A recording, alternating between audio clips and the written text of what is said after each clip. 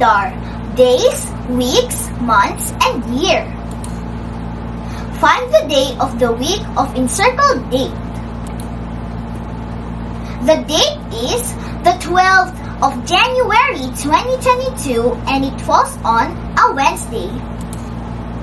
The date is the 17th of January 2022 and it falls on a Monday. The date is the 15th of January 2022 and it falls on a Saturday. The date is the 10th of February 2022 and it falls on a Thursday. The date is the 31st of March 2022 and it falls on a Thursday. The date is the 12th of April 2022 and it falls on a Tuesday. The date is the 27th of May 2022 and it falls on a Friday. The date is the 30th of May 2022 and it falls on a Monday. The date is the 16th of June 2022 and it falls on a Thursday. The date is the 27th of July 2022 and it falls on a Wednesday. The date is the 17th of August 2022 and it falls on a Wednesday.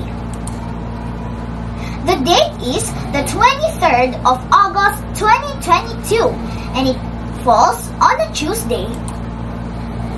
The date is the 29th of August 2022 and it falls on a Monday. The date is the 7th of September 2022 and it falls on a Wednesday. The date is the 16th of September 2022 and it falls on a Friday. The date is the 16th of October 2022 and it falls on a Sunday. The date is the 3rd of October 2022 and it falls on a Monday. The date is the 24th of November 2022 and it falls on a Thursday.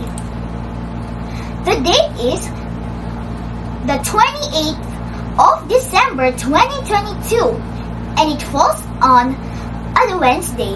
Sa mga magulang na gustong isali ang mga anak upang mas lalo silang magiging mahusay, mangyari po lamang makipag-ugnayan sa mga admin. I-search lang sa Facebook ang IVFC Early Learners Info Page. Ito ay isang libreng serbisyo mula sa iVolunteer for Filipino Children.